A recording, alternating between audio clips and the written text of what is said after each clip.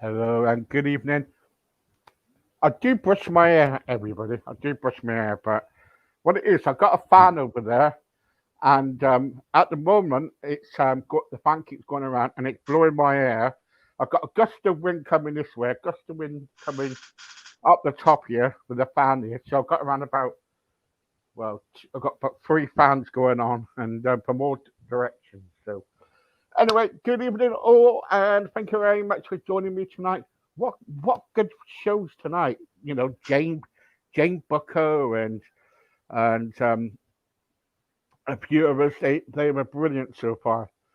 Now we got Frank. Now I called him. I put him down as I called him on my Facebook, Frankie C. But you know, Frankie's. that's what I call you, Frank. How are you? I'm excellent. Yeah. Yeah, just got back today from doing what we call in the film industry tech survey. We were basically looking for location scouting for my next film project, and we're going to shoot it in actually my hometown of North Bay, Ontario, which is about 362 kilometers straight north of Toronto. It's a bit of a drive, but it's beautiful up there. It's God's country, so Right. it's Okay. gorgeous up there. Yeah. So So we just got back about an hour and a half ago from there. So all is good. Yeah. okay, okay, because I couldn't interview Angela the other day because of the reception and everything that was going on there. So Yeah. please do apologise to her for me, and we will book her in very soon. But in the meantime, I want to talk to you about directing the film and also looking for locations. And actually, it's on my notepad. And what kind of locations do you have to look for? Well, I mean, once the script is written, we make a list. We do what we obviously we call a location list, and we search for the best location for that particular scene, and it can be a little complicated because the location we want may not be available to us on those dates, or it may be far too expensive, or we might have to go through all kinds of bureaucracy in order to get that location. So we have to have multiple selections. So we'd have option A, B, C, D, and so on and so forth. So we had to do a lot of scouting around, and because we have to do this well in advance of the actual film shoot, and all kinds of all kinds of things can happen between now and then. A funny story, if I may. Yeah, Um, carry my on. ve- Yeah. my very first feature film, which I shot over the winter of 1990-91, we did our tech survey, and we found a lumber yard, which was perfect. It was supposed to be kind of a there was a mobster pulls up in limousine. Of course, he's got his driver, and he's there to meet up with somebody who has something that he wants. Okay, I don't have to get into any great details, but okay, so we scouted it. The owner of the lumber yard said no problem. Which dates? Yep, no problem. Everything was set. Okay, and then what we did then was we decided how we were going to shoot that scene. Where's the camera going to be? What angles are we shooting from? What direction does the limousine come in from? Because there were multiple entrances. So anyway, it was all well decided. We're all ready to go. And that particular night, we shot overnight. It was the coldest night of the year. It was really cold. I never experienced that kind of cold. Anyway, we arrive on the set, and much to our shock and dismay, the lumber yard had no lumber. Oh no. They sold out. Apparently, what happened was people over the wintertime like to buy a lot of lumber and take it on the other side of the lake. In North Bay, we have a fairly large lake. It's called Lake Nipissing, and people build cottages along the shores of the lake, and some of them build across the lake. It's a fair distance. but it's easier and cheaper to do it when the lake is frozen. Okay, so these, I don't know how many people came in. They bought out all the lumber to build cottages, and we show up, and there is no lumber. It's like going to a Chinese restaurant and they have no rice. Okay, it's Right. Yeah.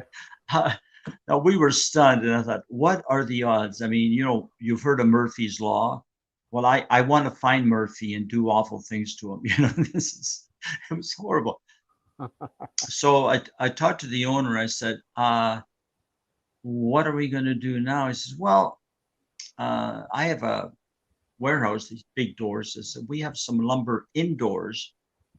And I don't know, maybe you want to shoot in there. And he opened the doors for us, and it was dark and kind of skanky, and it was colder inside there than it was outside, if you can believe that. So I looked at it and said, okay, well, we can't afford to cancel the night because I still have to pay everybody. I said, all right, let's shoot inside of here. And it actually turned out pretty good, like all this last minute, like we were like 2.5, 3 hours starting late because we were trying to figure out what to do. And we still managed to get it all in. The sun was just rising when we shot our final scene, and it all had to be night. So we did it just in time. But I always laugh about that, the absurdities. So, but it was a lesson. The lesson is you better have a plan B, a plan C, whatever, how many plans you need, Yeah. you have What's to the have worst? because you never know. What's the Go worst ahead. things that's happened to you while on a shoot? Oh goodness. While on a shoot. Okay, I have another great story. Yeah, carry on. that We love your stories. Yeah, carry on. Yeah, well, I was shooting a film years ago where we were all prepared to shoot at 7 a.m. Okay, so this awful thing happened just before the shoot, but I got a phone call at 11 o'clock the night before. One of my key actors told me just point blank that he was not going to show up the next day because he got another acting gig which paid more than twice as much as I was paying. And this is a no-no in the film industry. You don't do that because you're causing incredible amount of damage to the other show. He didn't even give me a chance to counter and say, like I can match it. No, he just basically, said, I'm sorry, I'm not coming in again. Get paid more. Goodbye. Hung up. So I thought, what do I do? Again, we're all set to shoot the next morning. I can't shoot the scene without him. He's a key figure in this thing. So uh, in the scene, I needed a Vietnamese actor, and and of course he was Vietnamese. And now, how are you going to find a Vietnamese actor that the right age without auditioning them? By this time, it was like almost 1 o'clock in the morning when I was scrambling to find a replacement. Of course, I couldn't find one, so I thought, okay, I called his agent. Okay, I called the actor's agent. I got him out of bed. And I said, I'm really terribly sorry to get you out of bed, but one of your actors, who basically you were responsible for, just backed out at me at 11 o'clock at night. And he said he's not coming in the next day. Of course, he was horrified. He was absolutely horrified this happened. I apologized profusely. I said, you got to find me a replacement. Okay. I don't want to be nasty, but if if he's an example of who you're representing, you're in trouble. You're in big trouble because you do not do that under any circumstances. Back out of a show the night before. That's insanity. So he said, well, okay, give me half an hour, 45 minutes. So 45 minutes go by. Now, keep in mind, I had to be up at 7 o'clock in the morning to direct this movie. And that means there was no point going to bed at this time. It was pointless. So I finally get a phone call from him saying, well, I have somebody who I got out of bed. I got him out of bed. We're all getting each other to bed. And he agreed to do it. I'll give you his phone number. So I call him up. Turns out he's 10 years younger than the other guy. And, normally that doesn't work. In this case, I had no choice. I had to go with him. I said, where do you live? because he said, I need to see the script. I need something. I said, okay, um, I'll bring it to you and I'll have you sign on. Where do you live? He told me where we lived. Yeah, it was quite a distance. So I jump in my car. He's waiting for me in the lobby. Um, we go over his portion of the script, and he finally agreed to do it. He signed on, and we shot the next day. But I had to get my makeup artist to make him look older. I said, "Can you make him look older? I don't care what you do, just make him look older."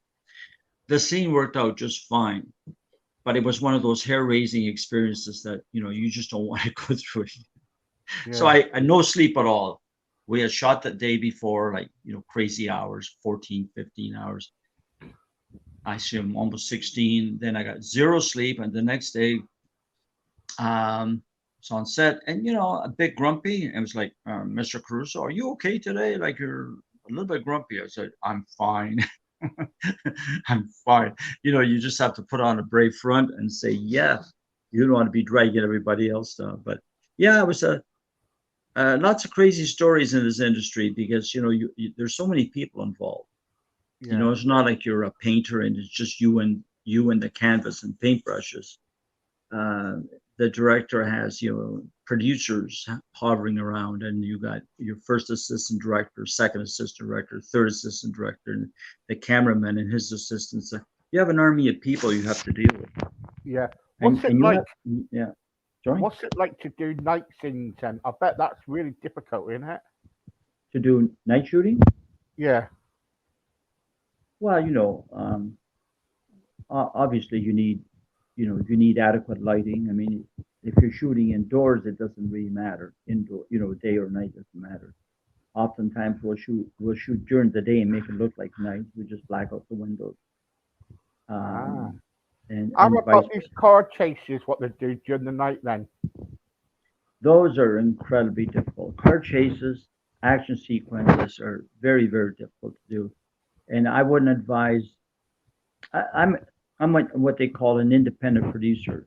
To do an action film for somebody like me to do one would be ludicrous, absolutely ludicrous, because you need so much time to shoot and so much money to shoot, and you have to have a bunch of cars you can smash up along the way. The big Hollywood studios can do that sort of thing, and Yeah. sometimes I mean the easiest thing to shoot is dialogue scenes. Okay, you and I are in a scene and we talking back and forth. That's easy to shoot. And once you light for that particular scene, you can go through it fairly quickly. The most difficult scenes are action sequences. I did a movie called Risk Factor, and we had a sequence, a fight scene in a parking garage. Okay, and we shot. Well, the entire day was just one fight scene because you have to do it uh, bit by bit by bit. It's actually very tedious, very boring. In the final movie, it the action looked great, like you got the music all pumped up behind you, and the editing is, really sharp editing. But that whole day of shooting, it was only like I think it was 55 seconds of the movie. So we shot an entire day just for 55-second sequence in the movie. So you can see why if we get action films are very, very expensive to shoot. Very. And you need fight coordinators, you need stunt coordinators, massive amounts of insurance if you're going to have a car chase. So I tend to stay away from those, and there are a lot of people out there who have the resources to do them, and frankly, I prefer not. I prefer good drama as opposed to Yeah. car chase. I mean, how many car chases do you want to see in your lifetime? I've seen a million of them. They're all the same, one car chase the other. They go up one-way street and they, create havoc. And, it's exciting to watch, but, sometimes it's just like, Did it's you like come up? eating Yeah. Go ahead. Sorry. Did you come up with the idea of Risk Factor? Did you? Well, a friend of mine wrote the screenplay and Yeah. I Was that read it. Jim? That's Jim Murray, wasn't it? Yeah, Jim Yeah. Murray, and he gave me the rights to a number of his scripts, and he's a pretty good writer. And you know, I'm a good writer too. I've written 21 screenplays, and you know, I have no problem at all getting or purchasing the rights to somebody else's screenplay if I feel it's right. But then, you know, I can fill in the blanks. If something's not working, I know how to fix it. So, which is nice. Which is nice to be able to do that. Yeah, because Yeah. that film was about like I think it was. Don't tell me. It was like a retired CIA agent or something, wasn't it? Yeah. Yeah. Yeah. Retired CIA. He was actually a reconnaissance photographer, and he got lured back. He was retired doing fashion photography in New York City, and this beautiful blonde woman showed up and you know, gave him a whole bunch of money and said, I need you to do a job for me. So Was that played by Elsie Muller, wasn't it? Elise, yeah, Yeah, Elise Muller. Yeah, yeah. Elise Muller, yeah, she's a good Yeah, actress. Yeah, she really is a good actress, isn't she? Yeah, and she also starred in Club Utopia, my comedy. She was very good in that, very funny. So she's she was in 2 of my movies. Do you find with when you're doing directing a film and everything, do you find using the same actress or actor sometimes? I have done that. I've used Elise twice. There's another actor whose name is Serge Nikolic. He's a Serbian, but he studied at one of the most prestigious schools in Moscow in Russia. So he speaks perfect Russian, and he speaks English, of course, and he speaks Serbian. I think he speaks 2 other languages. I mean, Europeans are great. I mean, they have no problem speaking 4 or 5 languages at all. But I've used him quite a bit because he's a solid actor. He's got a good look, and I like him a lot because he really understands. He understands how to take direction, and not every actor does. Some actors just like to go on set and just do whatever they want to do. But he Yeah. understands that, and I tend to be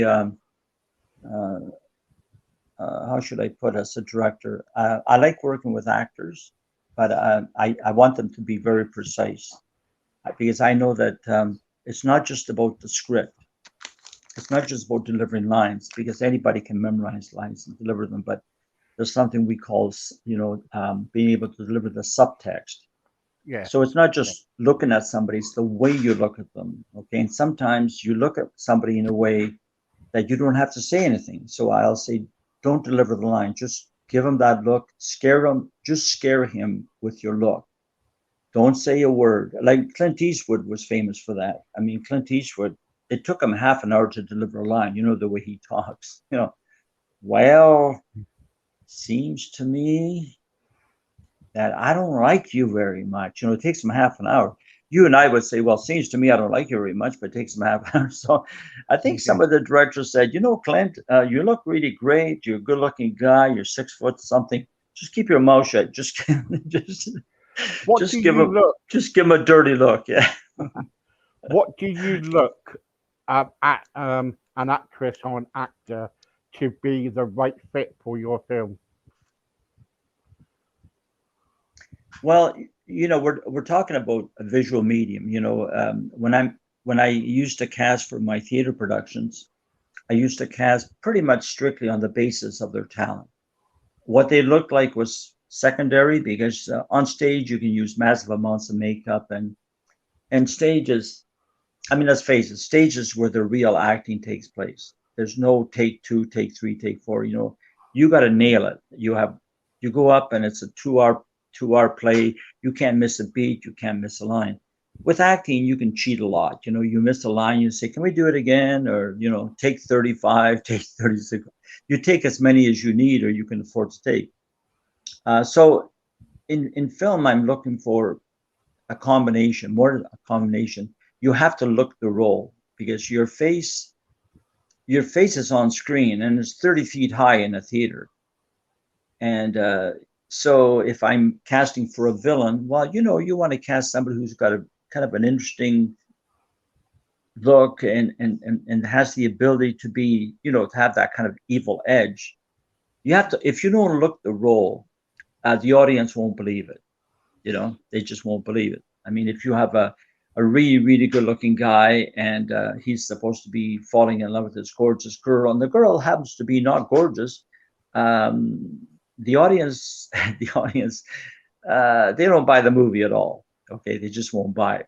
We can talk about, yes, some people fall in love with people who are less attractive than them, but the reality is, it's entertainment. It's escape, Yeah, and it's most films are far removed from reality unless you're watching a documentary. yeah. So yeah, Risk, you have to look the role. yeah, risk factor. Yeah. Let's get back to that particular film. Mhm. Many people didn't like it, did they? Uh, well, there's some, it's like every movie. I'll give you an example. For example, Club Utopia, which is a comedy. Some people didn't find it funny at all. I On IMDb, I had 9 out of 10, 10 out of 10, 8 out of 10, and then all of a sudden you get somebody who gives it a 1, and you go, okay, why? They said it wasn't funny. Well, everybody's got a different sense of humor. I've gone to comedy shows where I'm the only one laughing. you know. Yeah, yeah, And I've gone to other comedy shows, other people are laughing, and I have no idea what they're laughing at. It's just the way it is. Now, here's the thing with the Risk Factor. Risk Factor was made for a very, very small budget. And if people were looking for a big Hollywood movie with all the bells and whistles, well, of course they're not going to like it, because we didn't have that. We didn't have massive explosions and all those sort of things that a Hollywood film would have. But the Hollywood films will spend $100 million on an action film. Mine was around $1 million, which is like 1/100th of 1/100th of the budget. So yeah, it comes down to expectations. I've had people watch it with no expectations; they really enjoyed it. yeah, If people watch it with a high expectation of thrills and action, yeah, they're going to be disappointed because we just didn't have the funds to What was do the that sort of thing. budget? What was the budget then on the actors and on the cast? Well, I like, without getting into a lot of details, that movie was about $1 million, which is very, very, very small budget for an action film. As a matter of fact, like in hindsight, I never should have made that movie because I didn't really have the budget to do it. But originally the movie was not really supposed to be action oriented. It was very dramatic. But then I brought two of the actors I brought on board were martial artists and very, very good martial artists. And, so they wanted to do a lot of martial arts in the movie. And that's what happened there. But the reality is, in the original script, there was hardly any fighting at all. It was all pure drama. Okay, So so in hindsight, I kind of wish I would have just stuck to the original concept. And oh, I believe it okay, would have been a better movie. Yeah. Frank. It says here on the budget that you spent 200,000 on the cast. Is that right? 200,000 on the what? 200,000 pound on cast on the budget. On cast? Yeah, Yeah, that sounds about right. Yeah. I mean, yeah, again, I'm dealing what we have. I'm speaking for Canada here. You have you have a circuit. I'm in the indie circuit, the independent film circuit. And that circuit, I'm fairly well known. Then the other circuit, which is the big Hollywood movies that come into let's say Toronto and Canada in general, and these are financed by the studios. And so it's like David and Goliath, And I will never again try to do something that's out of my league budget wise. I mean, could I direct a really good action film? Of course I could. Give me $100 million, I yeah, can make a yeah, really darn good movie. But trying yeah. to do the same thing, as they're doing for $1 million, yeah. So that's why. I mean, some of the people who watched it are used to. They were, it's unrealistic expectations. What it comes down to. Yeah, But one review I was reading the other day was they said it was the worst movie you ever done. well, that's one person's opinion. I mean, if you look at what you have to do is you have to look at the what's the overall rating. If in IMDb, if the rating is below 5, it's a very bad movie. But I've seen big budget films on IMDb rated 2, 3, 4 out of 10. I mean, not out of 5, out of 10. So I think I think risk factors are on 5.85. I could be wrong. 5.8, 5.9. I've seen 50, $100 million movies have lower ratings than that. One person's opinion to me means nothing. It's one person. You have to look at the overview and say, look at, there are people who hated the Beatles. Okay, now does that mean that the Beatles were not good? As a band, one of the greatest bands ever, and I know people who hated them. They say, "Don't talk to me about the Beatles." I know people who hated Elvis. Are we going to say that Elvis sucked as a singer? I look at. I'm an adult. I accept it. Every movie I've ever made, you're going to read really good reviews, and you're going to read really bad reviews, and in that sense, I'm no different than singers, actors. There are people who love. I mean, there are actors who everybody else loves that I just don't like at all. Right. Everybody else loves them. Everybody says, "Oh my God, they're so good." I go, "God, I cannot watch them on screen." Yeah. There's personal preference, Well, but I hope I haven't offended you. no, not at all. My I'm job is used. to kind of like my job is to do two sides of the story. You know what I mean? Well, read some of the other reviews that were very favorable. There are some people who thought it was awful, and other people who thought it was very good.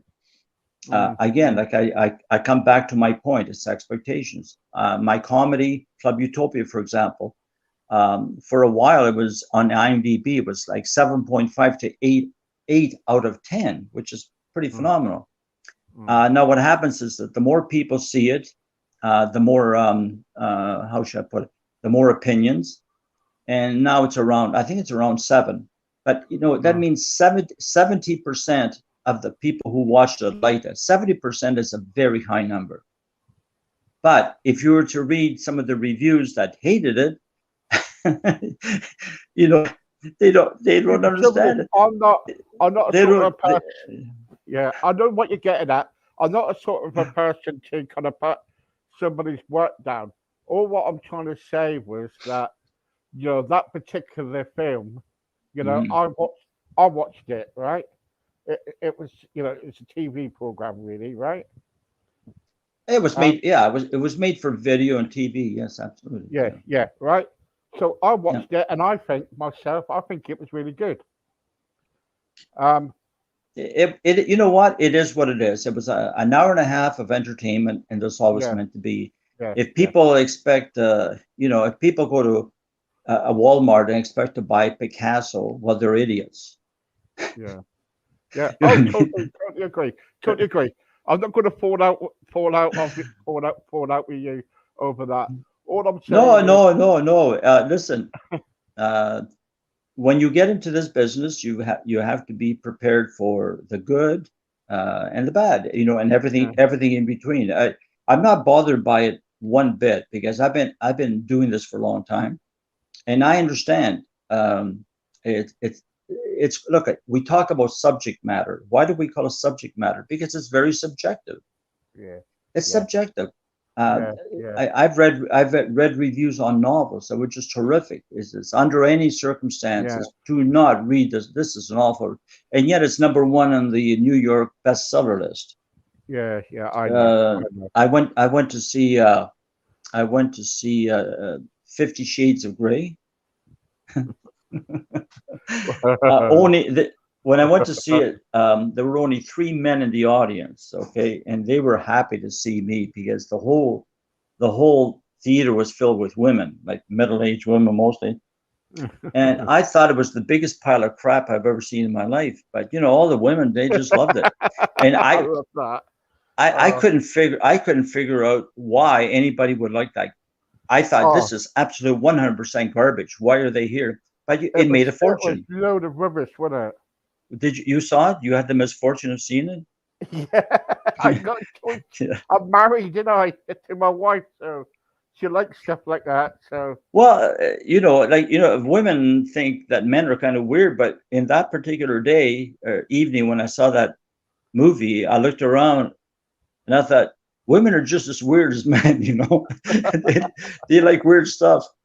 look, And look. What's the what, Frank? What yeah, is the um? What is the worst? No, sorry. What is the best piece of film that you think that you ever done? well, I have to say two of them. It's a tie. Okay, one is Club Utopia, which is a comedy. Comedy is absolutely number one, the hardest genre to do as a filmmaker, and a lot of people really like it. I like I say, you ignore the whatever small percentage that don't get the humor. It's a very weird type of humor. Okay, it's kind of sardonic Yeah. humor. Not everybody's into it. And then the other one. So I'm very proud of that movie. I am, Yeah. and it's doing quite well on Amazon USA. The other one I absolutely love is actually an art film. It's a stage play on film, and it's called Final Dance. Right. And Final Dance. There's a movie that has no action whatsoever, zero action.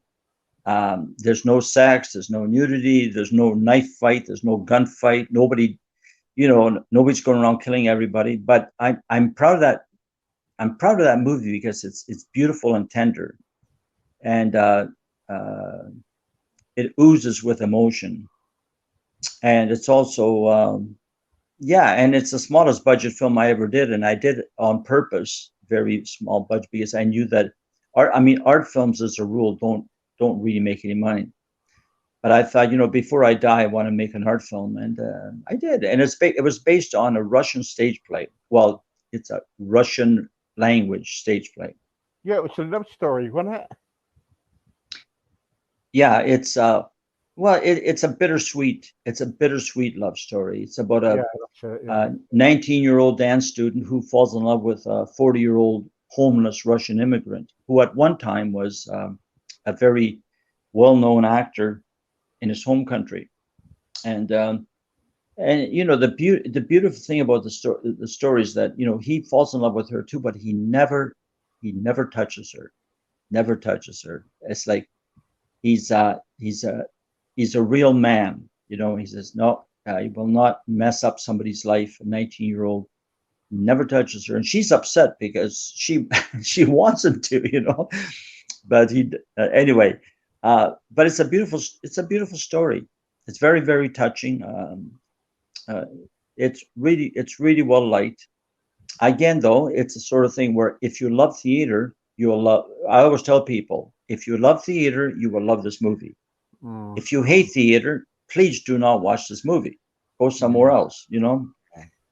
If you don't like pizza, why do you go to a pizzeria, eat it, and then write a bad review about the pizza when you don't like pizza to start with? Yeah, it's true. Yeah, yeah. You What was mean? Tom? Because Tom Bolton was in it. Was one Tom Bolton in there? Yeah. Yes, he played the father. He played the Yeah, girl's yeah, father. Yeah. yeah. That's it. Very Yeah, nice man. Yeah. yeah. This the last question I want to ask you is this: when you do you ever think you will kind of are you doing any more directing or any, got anything planned? Have I done any directing since then? Yeah, No, I sort of went into semi-retirement, or I could say full retirement, because just after I finished making those movies, my wife Lynn passed away. She had cancer, all right. and Sorry about that. understandably, I went into we were married 39 years, and she was only 56 years old. So yeah, it was. So I just went into I think understandably, I went into a tailspin, and I just didn't want to do anything for a long, long Mm, time. And then I met Angela, and she she's very creative and very very lively. Yeah. And so, I started getting my, like we call our mojo. I started getting my mojo back, and I thought, you know what? I think I'll get back into the game again. So I got I got hired to direct a movie in October. So I'll be directing my next film in October. Yeah. Because have you still got your company, Oh Crusoe yeah, Productions? Yeah. yeah. I never gave up my company name. It's always there. And I mean, even though I didn't do any major projects in how many years, I was still doing things like music videos and commercial work. Yeah. I never stopped doing that, and also photography. I love photography, and I don't know Yeah. if you've ever checked out my photography site, but I you get a haven't. chance No, to. I haven't. No. That was something next I was looking at actually. Mhm. That was next on my list. Yes, I love to photograph people, and I mean, since I've met Angela, obviously I photographed her a lot, and Yeah. she used some of the photos on her album covers, which Uh, I'm very pleased with. And yeah. yeah, we have a good, we have a good artistic relationship too. You So you suit each other, Frank. I'm sorry. You suit each other. You're a nice couple together. Oh, thank you, thank you, Yeah. Yeah. thank you. Yeah, we we're also very funny together. Yeah. So, Yeah. yeah, Can I we hear? Can I hear wedding bells soon? can. I'm sorry, I didn't hear what you said. I Any chance apologize. of any wedding bells ringing soon? Oh, yeah. We were going to, and of course, COVID hit last year and put kibosh on everything. We were going to tie the knot, and we were going to go to Italy. I wanted to take her to see the country I was born in, and I love Italy. And then perhaps the following year we were actually going to travel throughout Europe. Hey, come over and pay you a visit. So You can it's a do big that, fun. Frank. I'll tell you what. I'd love to see you. I'd love to see you. I think Yeah, you're a it'd be top great. person, and I think Angela is lovely too. So you're welcome Thank you. anytime if you come over to England. And Oh, look, thank Frank, you. thank you so much. I'm so sorry that I had to go off a bit off my rails a bit about the thingy, but I'm learning to be an interviewer, and I've got to go on the bad side and the good side. And I have no problem with that at all. Like I okay, said, I'm so a big boy, and when you're in the arts, you have to absorb everything, the good, the bad, the indifference. Um, Honestly, I what bothers me the most is indifference. yeah, If somebody says I loved your movie, or they say I hated your movie, I go, you hated my movie, yeah. I'm going to ask you a question. Why did you watch it? yeah, yeah. And did you watch it all the way through? Yes. Why did you watch it all the way through? I'm going If to you ask you, don't like it, why? Okay, answer me that. Why did you watch it all the way through? Because I don't know about you, Mr. Whoever you are. I said, because when I'm watching, let's say, if I go on Netflix or Amazon Prime, within 10 or 15 minutes, if I don't like a movie, right? you, you know, you, I said, I don't want to be rude. I was actually saying to this one guy, I said, I don't want to be rude, but you must be the moron of the century to sit through 98-minute movie, something. Sorry, I think we went blank there for a sec. Why? Just Yeah. so you could write a bad review on it. I was laughing. He goes, yeah. Says, No, I no. think, I All I think you're right. all I do is I want to do it. I want to do kind of like be. I like to do interviewing, and I'm trying to kind of like practice at that moment. And every time I do an interview, I gotta send it off, and they mark me and whatnot. And they always say to me, "Why are you always good in not good in your interviews, but why are you a pleaser and you're always nice? Why don't you kind of like try to be kind of bit, you know, rough ed- rough edges? That's what interviewing is all about, getting things Yeah. out of people." And I was saying, it's not me. It's not me. Well, as you can see, I smiled through the whole interview, so I'm good. Thank you so much. I'm good. No Yeah, problem. yeah. You, if you ever interview me again, you can ask me whatever you like, and I will answer it. Oh, You know, don't no worry, because problem. I want to interview next about your photos and stuff like that, and Oh, that'd be great. I'd love to but do that. I'll Yeah. get Michelle to do that right now to you. All right? Okay. You take care. Yeah, love to Angela for me, won't you? Though she's performing tonight because we missed last night because we didn't have internet where we were. So she's doing her show tonight instead at 8 o'clock. But you'll be in bed, so you can watch the replay, right? Oh, I always watch the replay. Okay. I always watch her. She's lovely. Yeah. Well, Okay, you take care and have a great sleep. Okay. and you. Bye Okay. bye. Bye bye. Bye. Right. Oh, look at my hair. Look.